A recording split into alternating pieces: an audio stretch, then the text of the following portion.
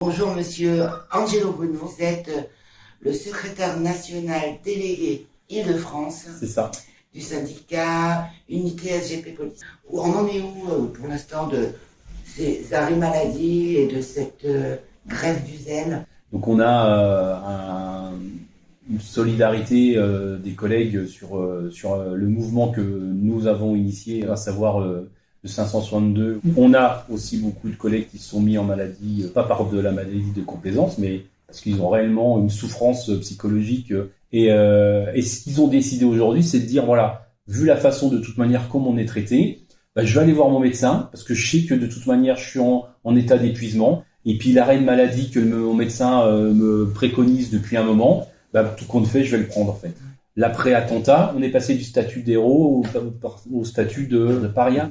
Le code 562, c'est l'appel de notre organisation pour exprimer le soutien et l'incompréhension et surtout le ras-le-bol des fonctionnaires de police. Les consignes, elles sont très claires en fait et elles concernent toute la partie, comme je vous ai dit, politique du chiffre et la partie financière qui pourrait rapporter à l'administration. Là, vous parlez de politique du chiffre, enfin, théoriquement, elle n'existe pas.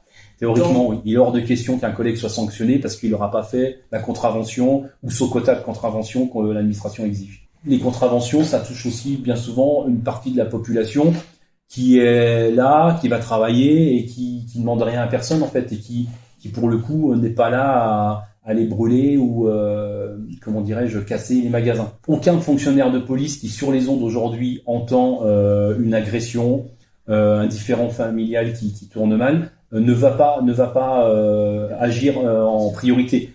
Pourquoi est-ce que ces mises en détention provisoire ont mis le feu aux poudres comme ça? Parce qu'à un moment donné, les fonctionnaires de police qui font des milliers d'interventions, qui interpellent des milliers de gens par rapport à des infractions lourdes, voient aussi cette bienveillance, j'ai envie de dire, de la justice envers tous ces délinquants. En aucun cas, on doit, par obligation de calmer un parti politique ou obligation de calmer la colère dans les cités, servir de fusible, comme on a l'impression que nos deux collègues aujourd'hui servent de fusible. Des politiques, au final, qui, à les écouter, en connaissent plus que nous expliquent comment intervenir. Le fonctionnaire de police de Nanterre, quand il intervient, il est dans le respect en fait de ce qui lui est enseigné. Voilà. Donc il y a ce statut de policier.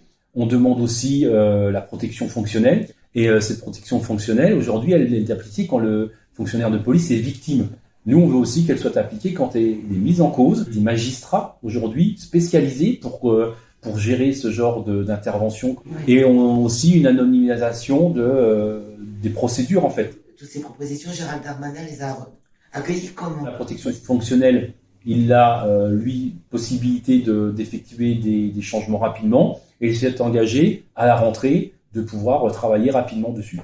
Champigny-sur-Marne, 2 attaques, 2 déplacements du ministre avec des engagements et pour le coup, derrière, on attend encore. On n'est pas dans un bras de fer avec la justice. Nous, on veut faire valoir nos droits aussi, tout simplement, et exprimer un ras-le-bol. Une grande majorité de la population aujourd'hui soutient sa police, parce qu'une grande majorité aujourd'hui de la population en a marre aussi de toutes ces incivilités au quotidien. Il y a aussi beaucoup de missions aujourd'hui qui sont attribuées à des services spécialisés, comme je vous expliquais tout à l'heure, pour faire du chiffre en fait. Pour faire du chiffre et justifier aussi des postes ou des salaires de patrons. S'il n'y avait pas eu les gilets jaunes, c'est pas les émeutes qui auraient abîmé à ce point-là l'image de la police. Le face-à-face qu'on avait, quoi qu'on en dise, il n'était pas avec les manifestants, c'était du Black Bloc ou des jeunes de cité qui venaient casser. Il y a des décisions aussi hiérarchiques, il y a des décisions politiques qui nous aident pas forcément au quotidien. Vous avez des partis politiques aujourd'hui d'extrême gauche quand même qui savent cibler la police. On veut juste aujourd'hui que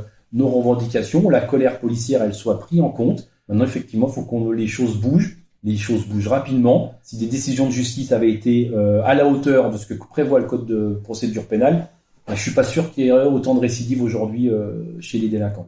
L'affaire de Nanterre, on est quand même sur plusieurs récidives. Je reste persuadé que si à la première récidive, cet individu aurait pris un petit peu plus que ce qu'il n'a pris, je suis pas sûr qu'il aurait recommencé encore un refus d'obtempérer.